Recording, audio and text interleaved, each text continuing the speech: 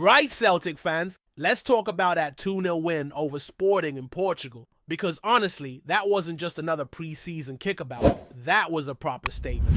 You don't just go out and boss around the champions of the Portuguese league without showing some serious quality, even if it's a friendly. From the calmness at the back to the fluidity through midfield and some clever finishes up top, there was a lot to like, and also plenty to talk about.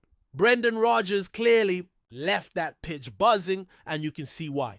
Now let's start with the goals because they were class. The opener came from Rio Hatate, and it was one of those penalties where the moment he stepped up, you knew it was going in.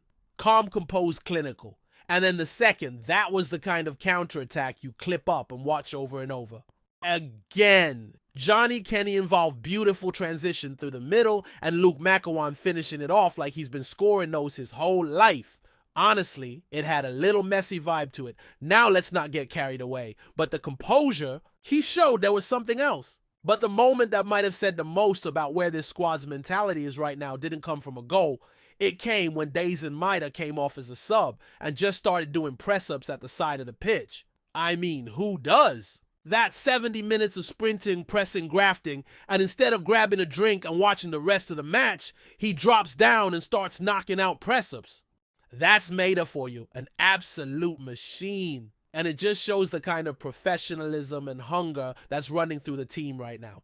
Looking at the starting 11, this felt very much like the strongest side available at the moment.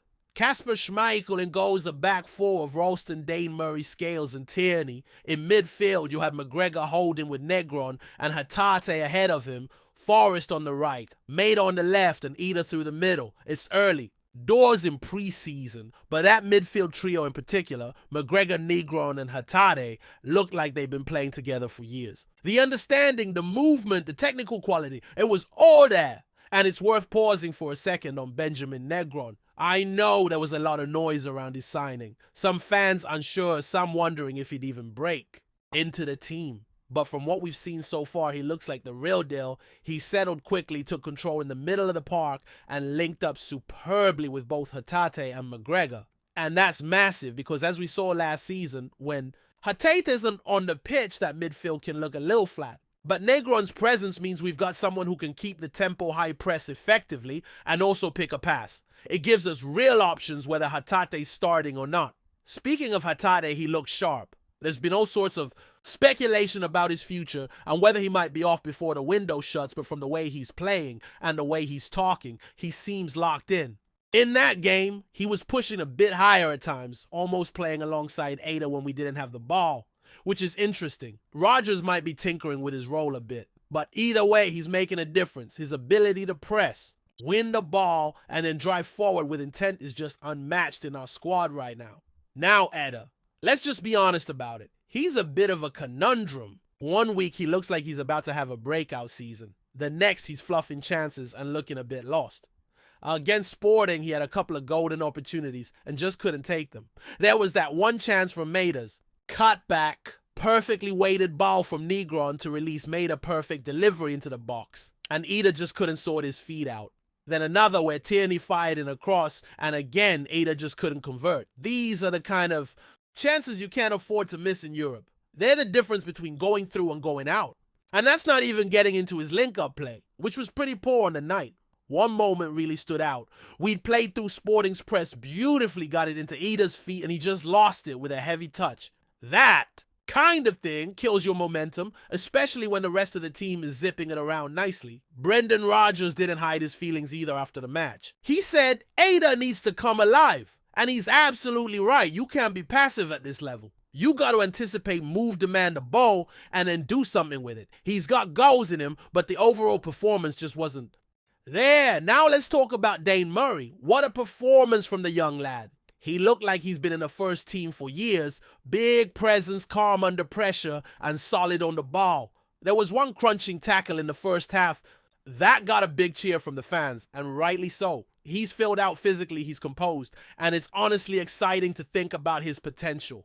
Could he feature more than we expect this season? Maybe. Rodgers clearly trusts him. He started over more senior options, and that's not nothing. And we can't forget about Johnny Kenny. Came on at halftime and was involved in both goals. That second one, the way he carried the ball, shaped his run, and played in Makawan, it was brilliant. It shows that Kenny's got the intelligence to make an impact.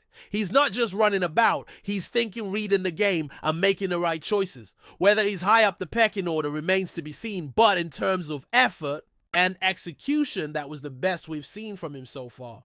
Now let's not pretend everything's perfect. The squad is still thin in a few key areas. The right wing, for example. James Forrest was great on the night, one of our better performers, but he can't do it every week. He's not 23 anymore. We still haven't replaced Jota or even really addressed the depth there. Same story at center back. Cameron Carter-Vickers coming back will help massively, but if he picks up another knock, we're potentially looking at playing European qualifiers with a very inexperienced backline. Up top, it's even murkier. We've got Ida, who's hot and cold. Johnny Kenny still raw. Callum Osmond, exciting prospect but untested. And now it looks like Yamada is coming in from Japan, which could be a great addition. Brendan Rodgers. Seems excited, says he's got intensity, a strong work rate, and that he wants to see him up close before making a call. Fair enough. But it does feel a bit like the club's just throwing a few darts and hoping one of them hits the bullseye. Youth, gotta wonder what the plan really is. Yamada's arrival could be big though. Slightly bigger frame than Kyogo, but supposedly with a similar playing style. That clever movement, pressing intensity, and sharp finishing. If he can settle quickly, he might be exactly what we need. But again, time is of the essence. We're 2 weeks away from Champions League playoff draws. These aren't the kind of games you want to be going into still figuring out your best front three. In midfield, though, there's no real concerns. McGregor, Hatade, and Negron look like they've been playing together for ages. Behind them, you've got Engels, Bernardo, and Makawan, who are all more than capable of stepping in. That area feels sorted. Same with goalkeeper. Schmeichel just oozes calmness, and Sinisalo looked decent when he came on. Right back will be covered when Alistair Johnston returns, so really it's left wing striker and depth at centre back that we need to sort. Right picking up from where we left off. Let's dig even deeper into what this match and everything around it is telling us about where Celtic stand right now. Because while there's plenty of positives to pull from the performance against Sporting, there's also some real question marks that still haven't been answered, and time's ticking. First off, it's easy to get swept up in the quality of that first half display, and fair enough, it was sharp. But there's still a noticeable drop-off when the changes come. That second half side, while competent, lacks that same cutting edge. You can see in the pace of play, the decision-making, and the cohesion. Now, that's expected to a point. These are younger lads or players who aren't as familiar with each other. But when we're looking ahead to a long season that includes League Cups and Europe, that squad depth becomes crucial. And that brings us to Brendan Rodgers' comments after the game. He was full of praise for the performance, called it outstanding, but he didn't shy away from the areas that need work. Specifically, he mentioned that we didn't capitalize enough in the final third. And that's a spot-on critique. We moved the ball well, controlled the midfield transition beautifully at times, but the finishing touch wasn't always there. It's the sort of thing that might be okay in a preseason game in Portugal, but come the Champions League qualifiers, you get punished for that kind of wastefulness. Kasper Schmeichel deserves a shout too. There were a few nervy moments when Sporting pressed high, but he just looked unbothered. Calm as you like, playing it short, recycling possession, drawing attackers in and then clipping passes into midfield. That kind of presence is invaluable. He's not just a shot stopper. He's a platform for building attacks. And considering how we want to play under Rodgers with that brave, progressive style, having a keeper who can handle that pressure is a big win. Another key takeaway from the match, and from this whole preseason, is that there seems to be a clear sense of buy-in from the squad. Despite all the noise from outside, the grumbling about signings, the criticism on social media, the fears about the squad being too light, the players look focused. They look committed. You can see it in the way they press, the way they celebrate goals, even the way they communicate on the pitch. Yeah, there's a spirit in this group, and that shouldn't be overlooked. Kieran Tierney is another talking point. He's not quite back to his vintage self just yet, but you can see it coming. That power, when he carries the ball forward, the drive, it's such a different threat compared to what we had with Greg Taylor.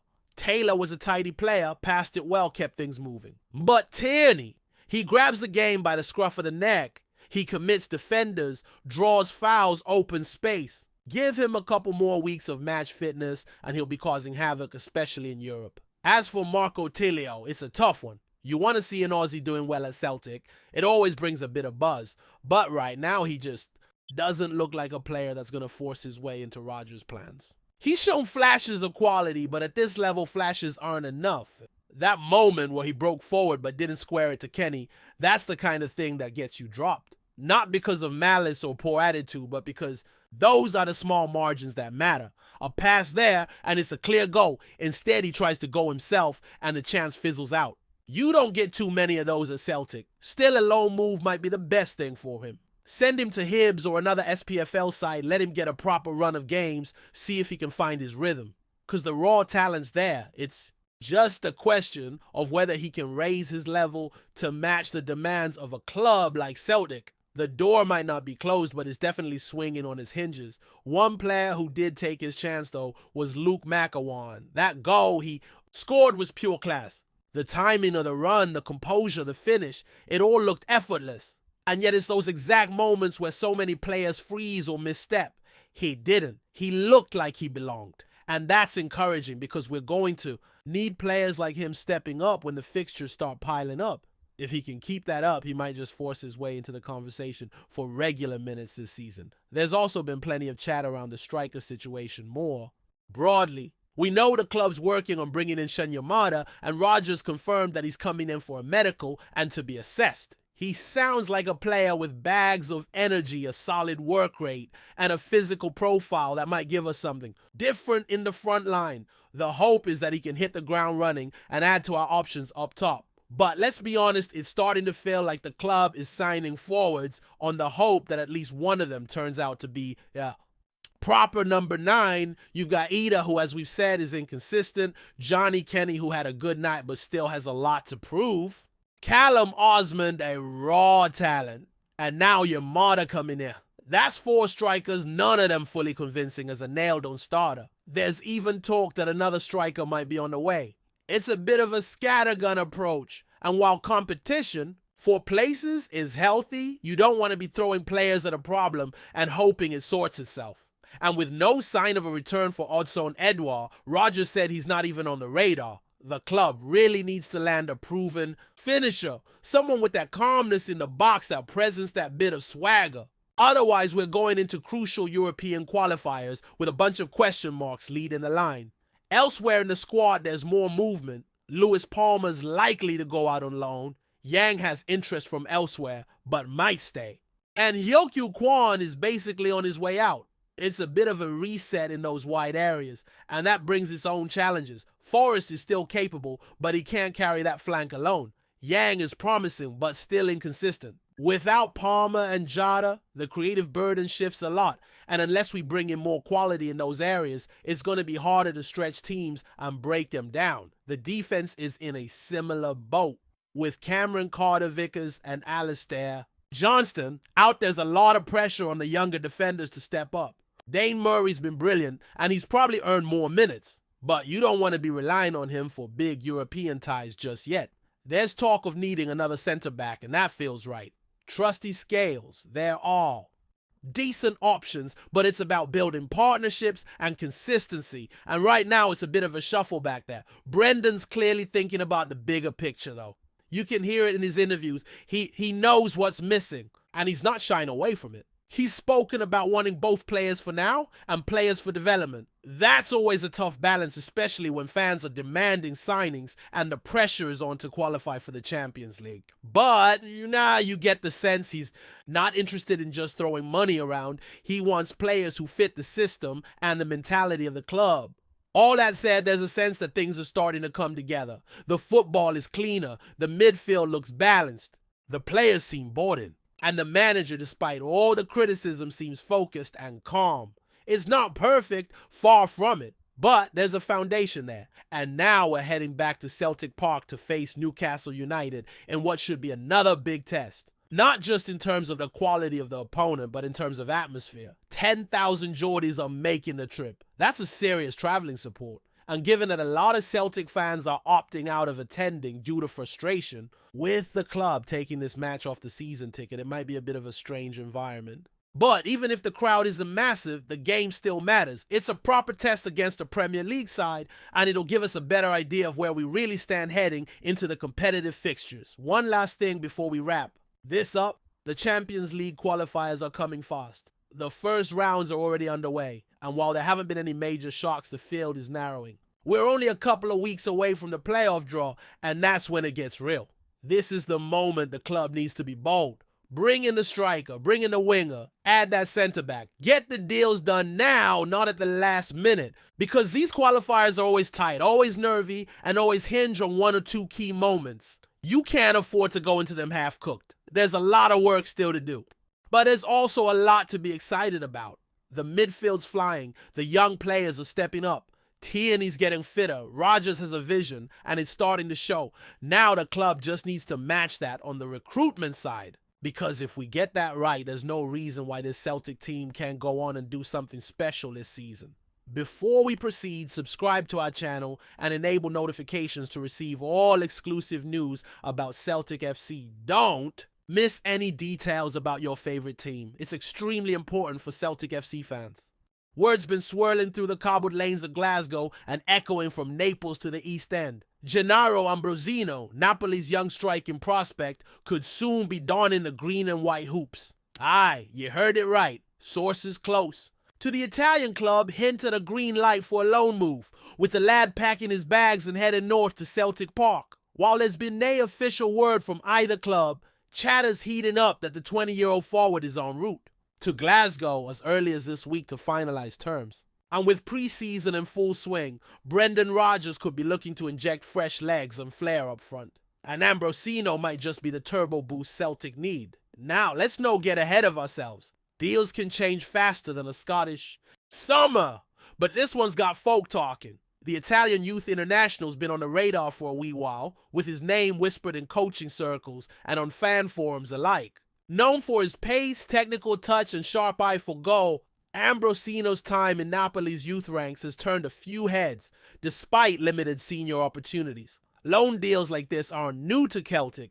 Think of the success stories that have lit up paradise in recent years. But there's always a touch of uncertainty, especially with young players crossing borders, leagues, and expectations. Still, with Napoli reportedly giving the nod and Celtic keen to bolster attacking options following recent departures, the timing may be just right. Could Ambrosino be the next cult hero at Parkhead?